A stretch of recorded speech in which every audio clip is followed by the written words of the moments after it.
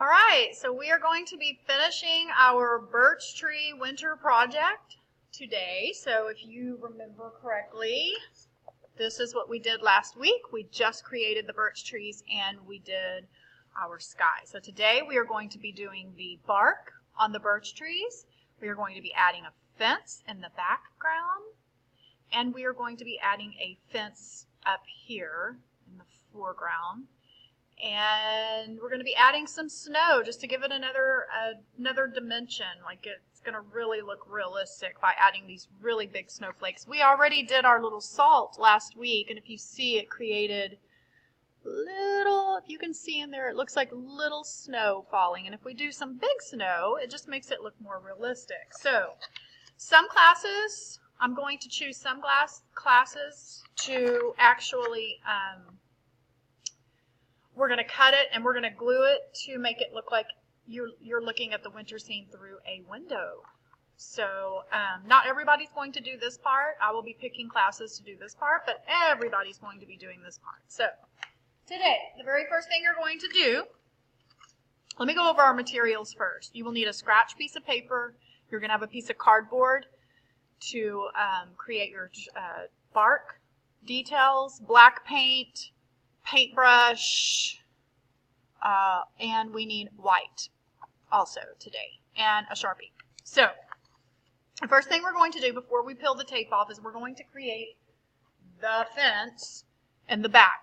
So what we're going to do, if you notice, that fence back there is going to be thinner because it's off in the distance. So it's going to look a lot thinner than the fence up front. Even though it's the same fence, the one in the background is going to look a lot smaller and thinner, just like that sky.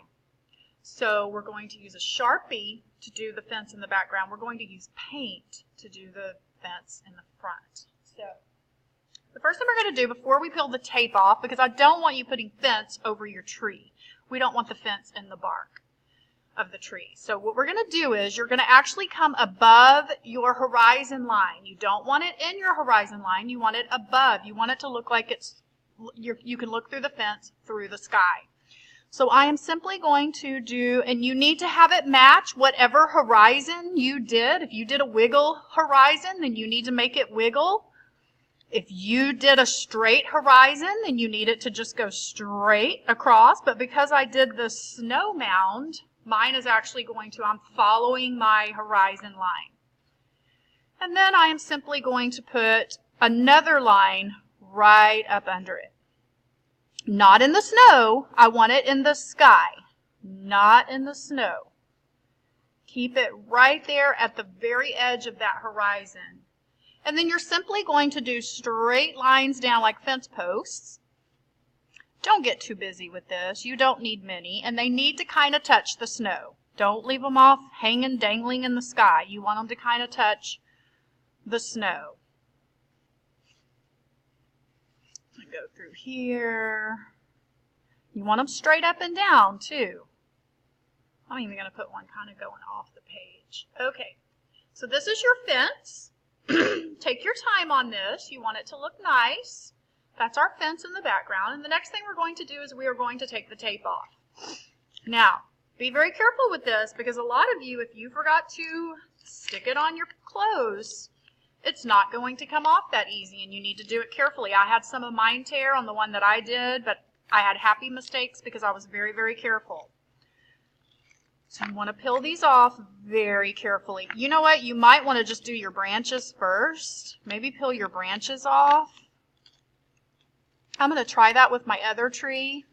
I'm going to try peeling my branches off and then do the tree trunk. So this is what it should look like. Now some of you might have some watercolor in there, and that's okay because you can just cover that up with your bark. Alright, so maybe, no, I'm going to try to do this because this might go ahead and lift the branches off with it. So I'm going to start at the bottom, and I'm just going to simply, very carefully pull up. Very carefully, and yeah, that actually lifts those branches right off with it. And if it doesn't, peel it off. I think this might be easier if we start at the bottom. Be really careful here. And voila. So we are going to peel off that tape. And then before we start, we're actually going to create this bark, this look with this bark. We're actually going to do it with cardboard. So we're going to practice first before we do our real deal, because you don't want to accidentally mess up on your tree. We have to be very careful because we can't fix it. This is paint, so we cannot fix it. So the very first thing we're going to do is we're going to practice with our cardboard. And I'm actually going to use the short side because I don't want my bark too thick. So I'm actually going to use the short side of my cardboard. You have this black brownish paint. I actually picked like a multicolored brown. It looks really nice.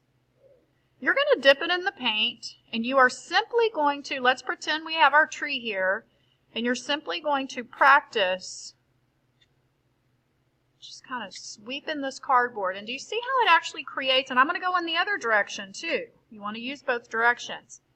It actually starts looking a lot better than when you get when you've used it and you only have a little bit of paint. So we're just going to practice just brushing it across, and look how it just, look at that beautiful, look at that bark. It looks so realistic with all those different shapes. Yeah, actually it looks better when you don't have as much paint. So make sure you use, the very first time you dip in the paint, you want to use that on your largest piece of your tree.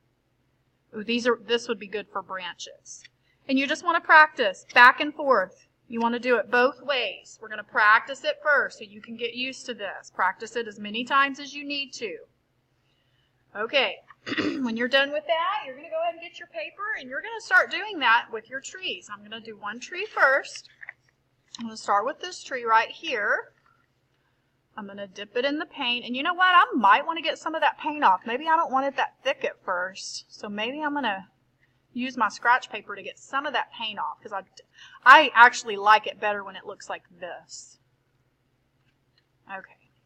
And then you're simply just in a few places, you don't have to do it all the way up your tree, but in a few places, you're just going to sweep across your tree. Make sure you go to the very edge of your tree. Excuse me. And then I'm going to sweep back this way. And look at that beautiful bark. Now, whenever I go up my branches, I'm going to do the branches the same way. I'm going to do one way and then the other way. I'm going to go one way. And this still has quite a bit of black on it, so this is great. My branches, look how beautiful that is. Here. Go in this direction. And you know what? It's okay to turn your paper however you're more comfortable. That's the good thing about doing art. We can take our world and we can turn it in whatever direction we want to. You can't do that in real life. All right, I'm going to get some of that black paint off. I don't want it real thick. Kind of dab that. Beautiful. Now make sure you get all your branches, though. You want the tree to have unity. You want it to look like it all belongs to the same tree. And I'm going to do some down here at the bottom of the tree. All right, so I'm going to do that with all three of my trees. Okay, so I went ahead and went back and did the rest of my trees. I actually did not even dip back into my paint. I actually went to my paper over here where I had kind of got some of my gloppies off, and I actually just kind of dipped in that to do, because that actually gives you that really nice gray. That way you don't have drippy wet paint for the bark. You just kind of want it to look just kind of gray, just different shapes and sizes. And don't forget, you've got to go back and forth. So sometimes you might want to go in the other direction and just flick it. Try not to do it in the sky. You want to be real careful just to do it on the edge of the branches. And then you can always go back and look at it and see where maybe you want to add some more bark. But that's pretty good. You don't want too much bark. All right, perfect. Now we're going to do the fence. And how we're going to do the fence is you actually need a paintbrush. And I got the flathead. I love flatheads. You can do a lot with the flathead brushes. So what we're going to do is we're going to come down here. If you notice in this, I'm just kind of doing a fence, and you can do it however you want. It does not have to be straight across perfect. And I'm going to come to about here on the tree, and I'm just going to do a line all the way across, just like I would if I was going to use a marker. Instead of a marker, though, I'm using paint. I'm going to be real careful not to get it in my tree. And I'm just going to do a line. And I think I want my fence to come down. And you want to go all the way to the edge of the page because it's going to look like the fence is going out of the picture. All right, and I'm going to do a double line just like I did with my Sharpie. I'm going to line right up under it. You can go under it or above it, doesn't matter. You need 2 thick lines because remember this fence is going to appear thicker than the one way off in the background.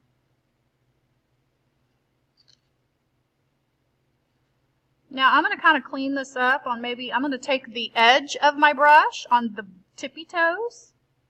I'm just going to kind of clean that up so that it looks more straight. Again, you can turn this paper however you're comfortable.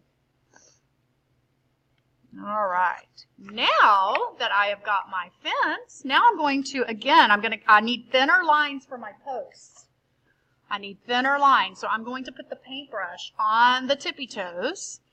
I'm not going to do this. I don't want big, thick, honking fence posts. I'm going to keep it on the tippy toes because the fence posts are thinner.